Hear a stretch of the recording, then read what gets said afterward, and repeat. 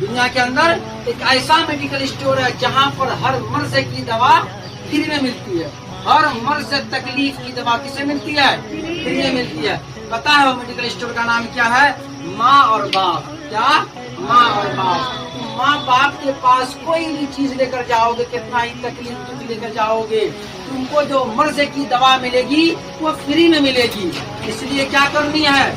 माँ बाप की इज्जत करनी है, एहतराम करनी है और खुद का भी इज्जत करना है। और माँ बाप जो सपना पाले हुए हैं तुम्हारे प्रति कि मेरा बच्चा कुछ करेगा, कुछ करके दिखाएगा, तो उस सपने को क्या करना है? बोलो, सपनों को साकार करना है और वो सपना को पूरा करके अपने माँ बाप को दिखाना है। मेरी प्यारी माँ तुझ पे दिल जाए कुर्बान, मेरी माँ मेरी प्यारी माँ तुझ पे दिल